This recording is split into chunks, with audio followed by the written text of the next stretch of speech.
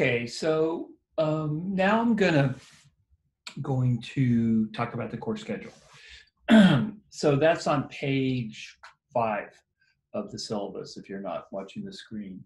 So this course obviously begins this week with the course introduction, the logistics of the course in the first podcast, the first week's assignments, and the readings that are posted. I'm going to try to post everything for the week by Monday afternoon, and I'm going to quiz you on Tuesday. So you're not having a quiz this Tuesday, so don't get too excited. The first quiz is a week from Tuesday, which is, I guess, September 1st. So as I said earlier, you're going to be quizzed every week, almost every week anyway, to make sure that you keep up with the reading and to add some structure to this course. I think that's one of the challenges of an online course is the lack of structure. So I'm going to try to build in a little bit of structure for you. Now, what I want to point out, it's pretty straightforward, but I want to point out, you're always quizzed on the previous week's reading, right? So the next quiz, which will be posted next Tuesday, September 1st, you're going to be quizzed on the material that I give you this week, okay? So you're going to be quizzed in week 2, you're going to be quizzed on week 1 material. In week 3, you're going to be quizzed on week 2 material. So you're always quizzed on the previous week's reading, which just makes sense. I can't quiz you on material that you haven't read or listened to. The quizzes will be a mix of the podcasts, the readings, and other material that I post. I will post a review for most quizzes. And so that's how it works. And the quizzes are a big part of the course. Don't blow them off. Most students, the quizzes are a plus. The quizzes help most students grade.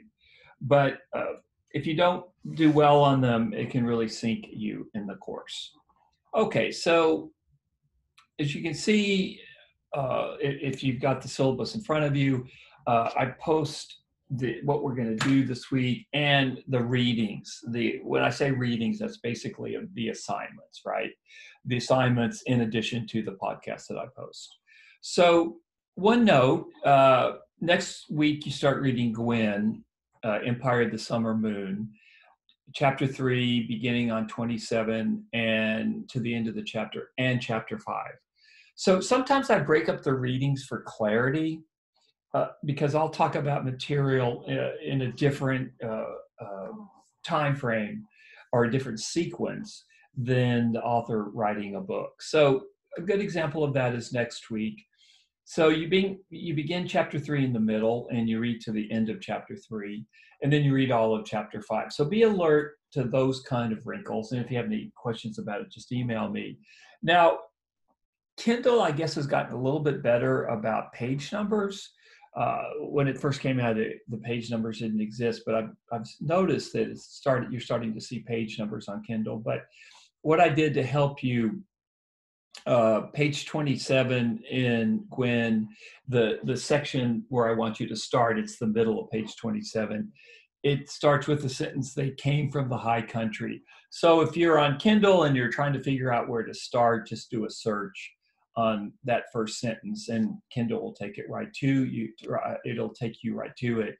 And then you read to the end of that chapter. The chapters are very obvious. So that's next week. So again, be alert. Sometimes I'll do things not in exactly the sequence that the book appears. Let's see. So I guess Gwen's the first thing you read. I said Tourget, but Gwen. Then Tourget, chapter 1. And what I try to do in the course is I try to give you chapters in bite-sized pieces. So they are clear to you so you can understand it. As I said before, Tourget is a little bit more complicated than the other 2 books, which are written not by historians. They're written by authors that are looking for a public audience. And so Tourget, I'm just giving you a chapter at a time, at least to start. So you can get your feet wet, you can dip your feet in, and you can start getting a sense of what it is that he's talking about. Also with the books, as I said previously, I will give you review sheets so you know what I'm looking for in the book. By the way, you probably have already noticed that I repeat things a lot. Uh, Partially that's due to my age, but I've always done that, even when I was a younger professor. Not that I'm that old now, to be honest with you, but anyway, it is what it is. So I the repetition will probably get annoying to some of you, but I don't care really. I'm a big believer that in repetition, that I repeat the points that I want you to know. So if you start seeing me, or hearing me rather, repeat points, you should be alert to that, because that's probably something that you're going to be tested on. So I actually believe in repetition as a teaching tool, although it might get annoying. But that is the way I roll. That's the way I've been teaching for a long time, and it's worked for me. So no apologies. I'm just giving you a heads up. Let's see. Now, week midterm 1 is Tuesday, October 6th. It's going to be 50 questions, maybe more. I have to decide. And so it's October 6th, so just kind of make note of that. But there are a couple of important dates that are coming up in October that I want to point out to you. I don't know have made it to the syllabus. Okay, so it's week 10. Yeah, week 10 is a big week. It's a very important week. There's 2 extremely important deadlines. First of all, that's the last day to choose credit or no credit, pass fail, in other words, for this course. Last semester, if you were here, you could choose credit, no credit, I think to almost the end of the semester. Now it's in October 26th. So if you're struggling with the course and you don't want to drop it, you don't want to lose the money, because if you drop it at that point, you lose the money you paid.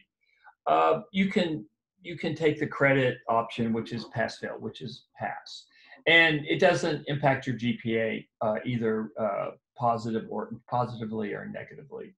And we'll talk about more the credit no credit option as we get closer to the date. The other important date on the 26th, the other important thing to note is that's the last day you can drop a course via ASAP, which means you can drop it from anywhere in the world. And we'll talk about that the closer we get to that date. But if you're struggling in the course and you think you're going to fail it for whatever reason, let's say it's just life has caught up with you, it's just gotten too crazy and you haven't been able to keep up with the work. If you think, and then talk to me about it, I'll be very straight with you about how well you can do or whether or not you can raise your grade. But if you just think there's no way you can pass this course by then, just go ahead and take the W. I think you have 5 W's while you're at UTSA.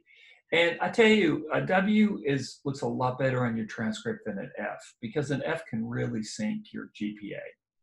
So if you're struggling in the course and you just don't think there's any way you can pass it, life has just piled up, a lot of stuff is going on, go ahead and just take the W, swallow the tuition expense, because an F on your transcript will cost you many, many, many times more over the period of your life than the tuition you paid for the course, okay? So we'll talk about that later, and I'll tell you, when I was a first year, I took chemistry, and I was a bad student, lazy, procrastinated. It was at 8 in the morning, and I failed it. I was doing horribly, but I was getting a scholarship, so I couldn't drop the course, or I'd lose my scholarship. Luckily, I did well for the rest of my time at UTS. I was at UT Austin. But anyway, I know what it's like to be in that position, and I wish I don't even know if I would have passed it if I'd had the pass-fail option. But anyway, I know what it's like to struggle in a class. And actually, I think it's kind of made me a better teacher. I think a lot of teachers have never struggled in school. And anyway, I have empathy. I have empathy. So if you're struggling, get in touch with me, get in touch with the SI, just as I said earlier, and again, I'm repeating, but it's okay. Be an active learner.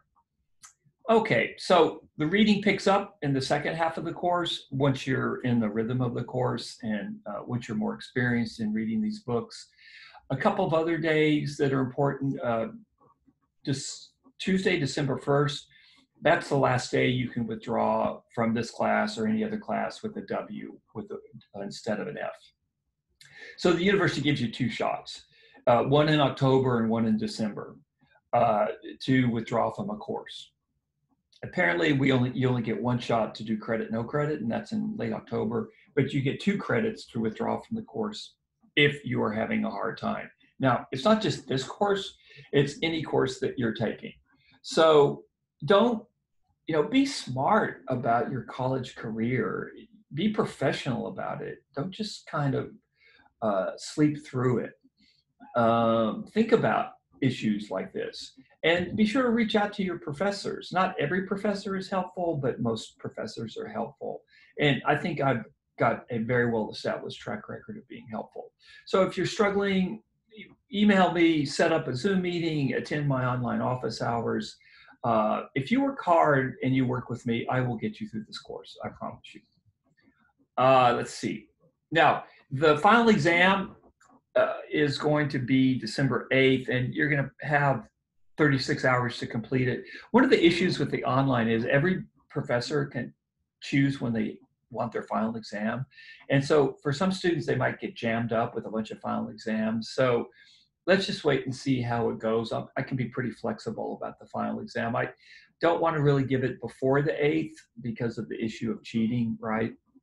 But I can work with you to some extent, but you will have 36 hours to take it on the 8th. So starting on like noon on the 8th or something like that. Boy, what's life going to be like in America, in the United States on December 8th? Who's going to be president? Will there be a COVID vaccine? Will there be football? That's the thing about living in historic times like you are.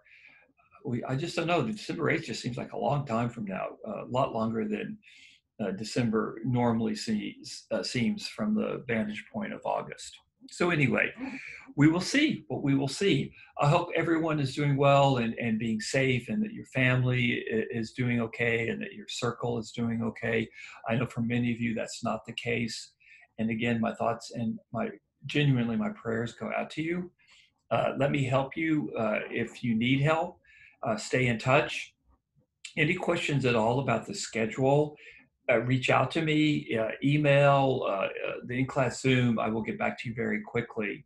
And I look forward to a good semester. And I honestly think that if you put the effort into this class, you will come out the other side a much more learned, intelligent, perceptive human being walking on planet Earth, not just about Texas history, but about history and life in general.